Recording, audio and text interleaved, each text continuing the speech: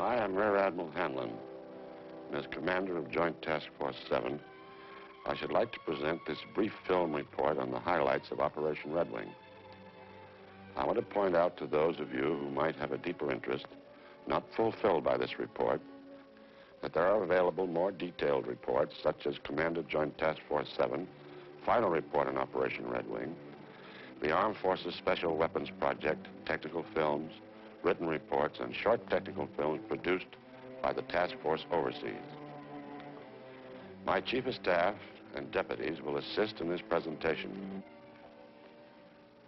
Redwing, the sixth series of nuclear tests conducted in the Pacific Proving Ground, was nearly 3 times the magnitude of that of any previous one.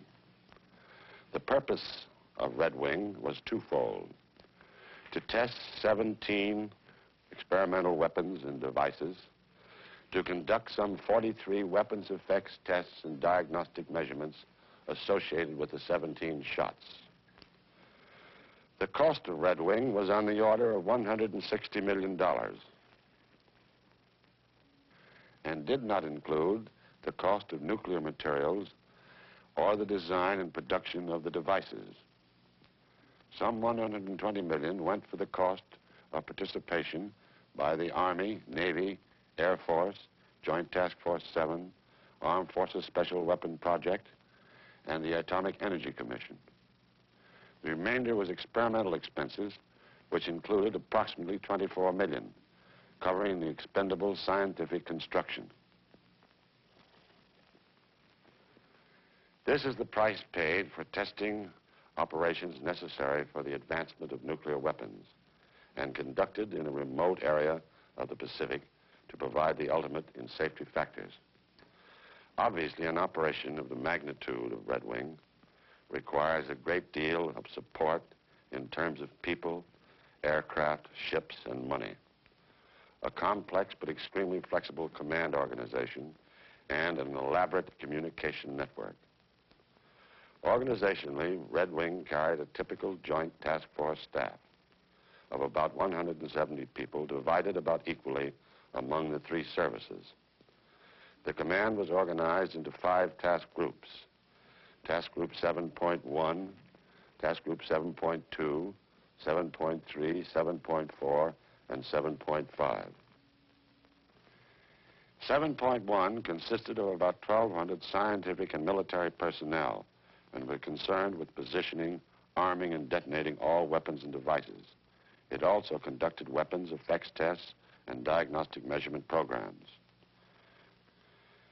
7.2, about 1,200 Army personnel, provided ground security, operated communications, provided certain logistic support, including 550 vehicles of all types, and some $1.5 million worth of signal equipment. The Navy Task Group 7.3, with some 22 ships, 31 small craft, 37 aircraft, and approximately 6,000 personnel, provided security and safety patrols in the danger area. Surface ship transportation between the Pacific Proving Ground and the zone of the interior. Small boat and helicopter transport at Bikini Atoll. Shipboard command and communication facilities and support of numerous scientific projects. The Air Force Task Group 7.4, with some 2,300 personnel and about 130 aircraft, exercised air control and directed operation of all test and support aircraft, was responsible for search and rescue functions, provided weather service and air transport at Eniwetok Atoll and between Bikini and Eniwetok Atolls. Task Group 7.5, with about 2,000 civilian personnel, provided base logistic support, built structures for effects and diagnostic measurement programs, and operated a boat pool at Eniwetok Atoll. We planned Redwing so as to utilize the 2 atoll concept. That is, large, hard shots were fired at Bikini, and the small, relatively easy ones at the Eniwetok Atoll. Actually, on 2 occasions, shots were fired nearly simultaneously at both atolls. This was an innovation unique to Redwing. From the very beginning, great emphasis was placed on the safety of the personnel in the Pacific Proving Ground, natives of the Marshall Islands, shipping and air traffic. For the latter part of Castle and for Redwing, the danger area was increased to about 400,000 square miles to afford adequate protection. The smaller area was the air control area. A continuous search of the large area was conducted by a squadron of Navy patrol aircraft. Better weather information and therefore more reliable forecasting was realized through a weather central staffed with highly qualified personnel from all services. The acquiring of a new type of weather balloon operable above 90,000 feet, development of the WASP, high-altitude weather-sounding missile, effective to altitudes of about 100,000 feet and launched from destroyer weather ships, and construction of 4 weather stations by the task force to augment the existing Pacific Area Weather Service.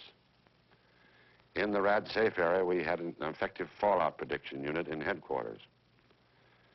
Another innovation was equipping of this unit with fallout computers, recently developed by the National Bureau of Standards and the Sandia Corporation. 17 RAD-SAFE monitoring stations were located throughout the Pacific area to provide further protection. In the interest of fish life protection, marine radiological surveys were made of large areas in the Pacific Proving Ground and vicinity by Navy ships using scientific personnel of the Atomic Energy Commission, Division of Biology and Medicine. This was done first about the middle of the operation and again after the operation terminated. The Scripps Institute conducted continuous oceanographic analyses of fallout areas. I should like to digress for a moment to comment on the official observer program sponsored by the Atomic Energy Commission and the Department of Defense. During Redwing, we had 6 separate groups of responsible military and civilian officials, and in addition, large numbers of technical observers visited the Pacific Proving Grounds. As a result, the military representatives and high government officials obtained an understanding of the business which should be of great value to them and their parent organizations. Of special interest was the press and Federal Civil Defense Agency observer groups. The press group consisted of some 15 media representatives from the field of television, radio, newspapers, magazines, and periodicals. A like number from the Federal Civil Defense Agency from all over the country witnessed the shots. These groups witnessed the Cherokee airdrop, which was declared an open shot for this purpose. Due to weather delays postponing Cherokee for 18 days, the group was able to witness the La Crosse shot, also declared an open shot for Redwing. Judging from reports and comments, it would appear that the press visit resulted in a substantial contribution to public relations for the military services and the Atomic Energy Commission. It is felt that these programs were justified.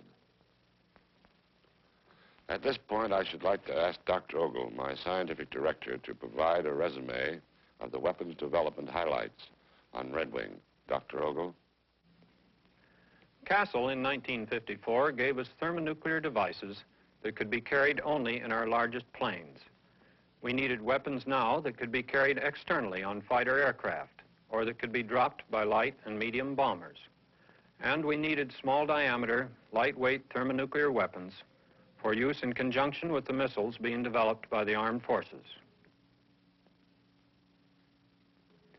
Thus, a major part of the development effort of the 2 weapons laboratories, Los Alamos Scientific Laboratory and University of California Radiation Laboratory at Livermore, for the year and a half preceding Redwing, went into the design of smaller and lighter thermonuclear devices. In addition, we made strenuous efforts to reduce the size and weight of our fission weapons, perhaps at the expense of efficiency, to meet present and future requirements of small missiles, artillery, and ground-to-air missiles. Code name La Crosse, 39 kilotons.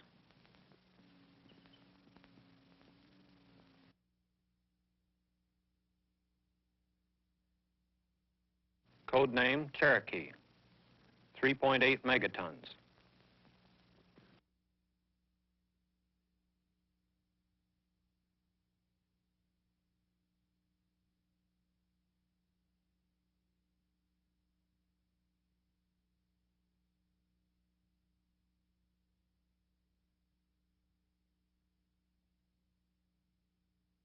Osage, 1.7 kilotons.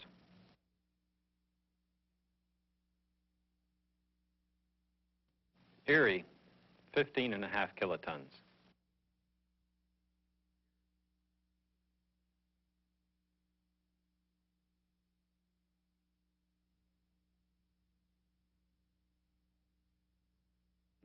Seminole, 13 kilotons.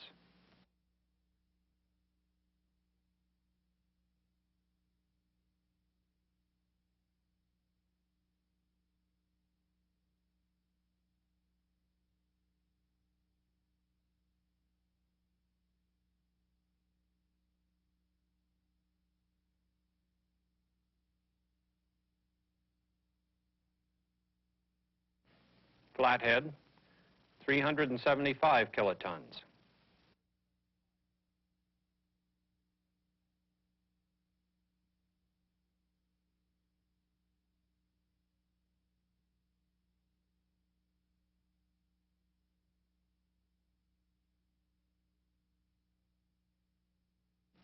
Dakota, 1.1 megatons.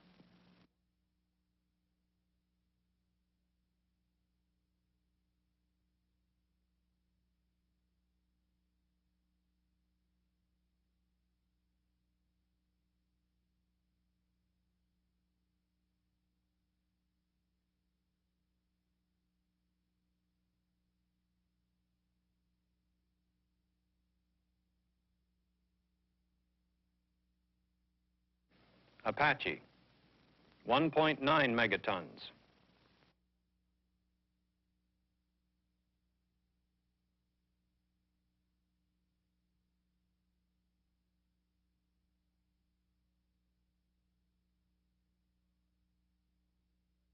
Huron, 270 kilotons.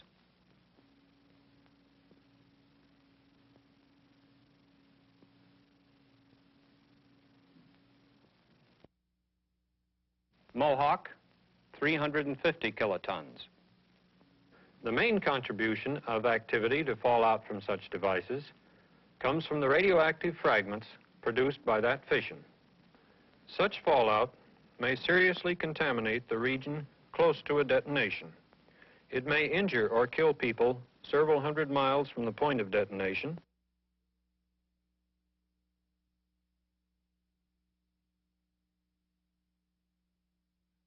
.7 megatons.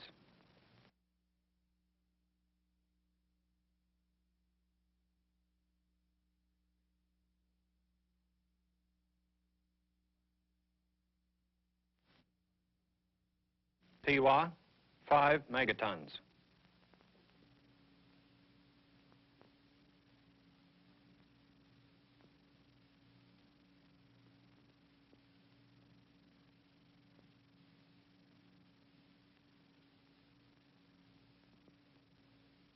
It is clear from a weapons development viewpoint that Operation Redwing was an outstanding success.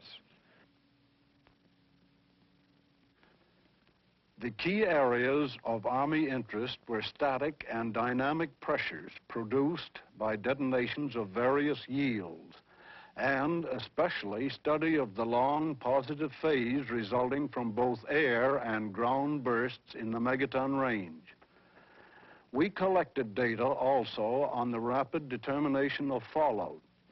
Here we are interested because of the proximity of friendly installations to targets on the atomic battlefield. Such data is, incidentally, completely dependent upon timely and accurate weather information. To protect our stockpile of tactical atomic warheads, as well as to impair or destroy the enemies, the Army required knowledge of the vulnerability of nuclear weapons. One other key factor in our support of atomic strikes is definite knowledge of the yield and ground zero of our weapons. Redwing experiments dealing with the detection, location, and analysis of atomic bursts were successful. This will lead to the development of portable, self-contained instruments capable of continuous surveillance of the atomic battlefield. The results of Redwing were of considerable interest and benefit to the Navy. An outstanding feature was the increased yields obtainable from devices of greatly decreased sizes and weights. Such factors will permit diversification of delivery systems in aircraft and ships. Our first-line carrier aircraft, the A3D, or Sky Warrior, was exposed to blast and thermal effects from megaton yield weapons. It was also positioned to simulate a drop aircraft, and these tests indicated that the A3D can deliver megaton weapons with a good escape probability. In the field of atomic defense, progress was also made. All ships of the Navy Task Group were equipped with washdown systems which proved to be most effective. Preliminary data gathered from specially configured remote control ships in the fallout area provided additional information regarding decontamination procedures in general. Data to determine the relative radiation dosages from the air, water, and the ship's weather surfaces was also collected. This knowledge provides additional criteria in the development of ship's shielding. Also, experiments with types of protective coating were conducted on ships and certain test aircraft. Spraying of a paint-like substance on exposed surfaces added a high degree of protection against contamination. The results of these experiments will assist us in the determination of naval operations in heavy fallout areas, as well as provide valuable data for the design of naval vessels of the future. The Navy is also interested in the many aspects of the various weapons effect tests as they pertain to aircraft, which will be discussed by General Griffith.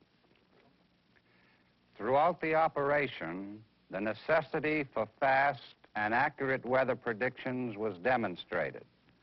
The Navy will benefit from the development of the WASP, a high-altitude wind-sounding rocket, and by the increase of altitude of weather balloons. These two developments will provide faster and more accurate weather data from altitudes of 60,000 to 100,000 feet. In addition, the regular Navy window shells prove most valuable for soundings up to 34,000 feet. All this will lead to an increased effectiveness of fleet operations in the conduct of atomic warfare. In conclusion, the 6,000 naval personnel gain valuable experience, as they are much better prepared to cope with the many aspects of atomic warfare and will form a nucleus to instruct other naval personnel. The scope of Air Force operations in Redwing precludes a discussion of the results of each program in which we had a vital interest. In view of this, I have selected and shall briefly summarize only two which I consider most pertinent to this presentation: the Aircraft Effects Program and the Early Penetration Project. The Aircraft Effects Program was designed to test the structural responses of operational type aircraft to the blast and thermal loads experienced in the vicinity of nuclear or thermonuclear detonations.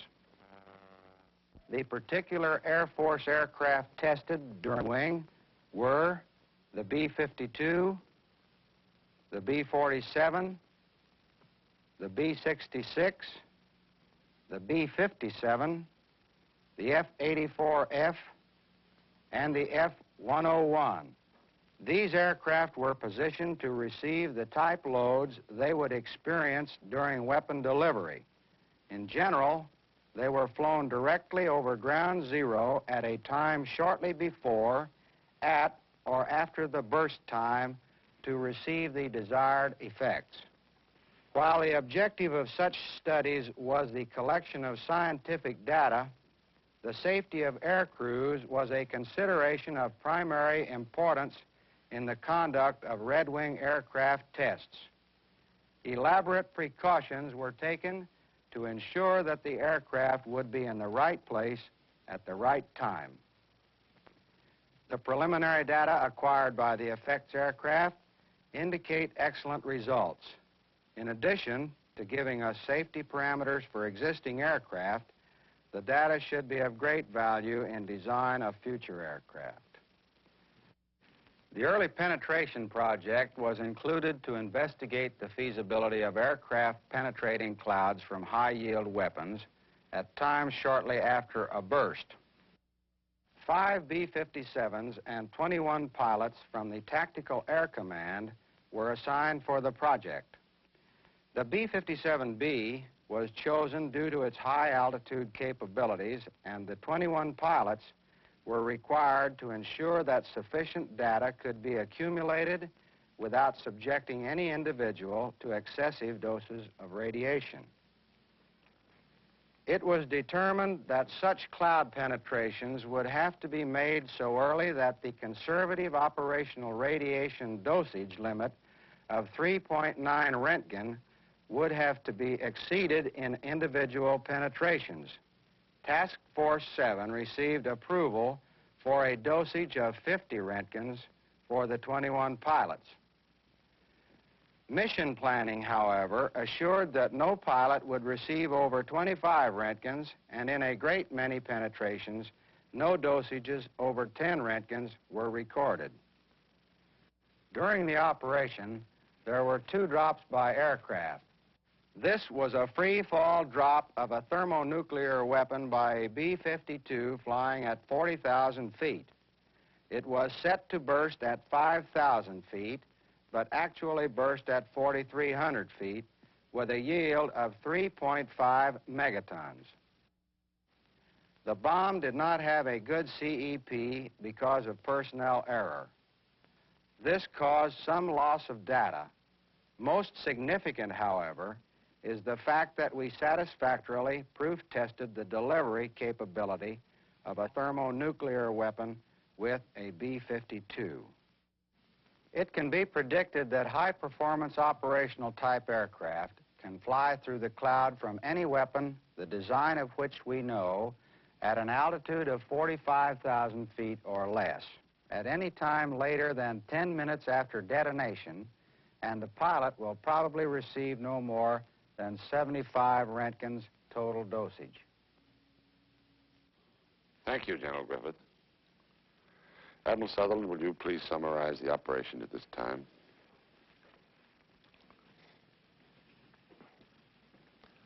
Technically, operationally, and militarily, Redwing may be summarized in one word: success. This operation marks a most significant step forward in the research and development of fission and fusion weapons.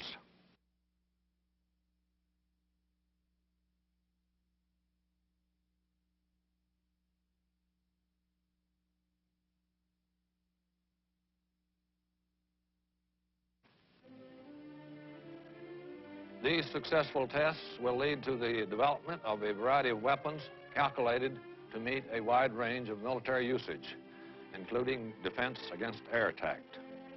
This variety of weapons will permit diversification of delivery systems of all kinds, that is, aircraft, missiles, gun-fired projectiles, demolitions, and depth charges.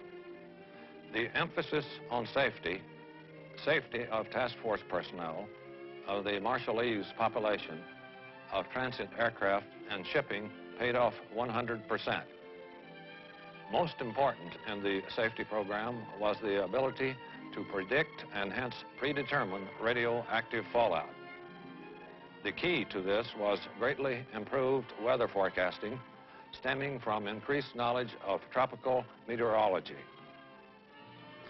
In carrying out the Redwing test series to its successful conclusion, one factor, a most gratifying factor, is quite evident. The 3 military services, a large group of scientists, technicians, and contractor personnel worked and lived together for many months in the Central Pacific, far from home and under trying conditions, to get a job done. This job was accomplished, and the many benefits are already being put to practical use. This concludes Admiral Hanlon's film report of Operation Redwing.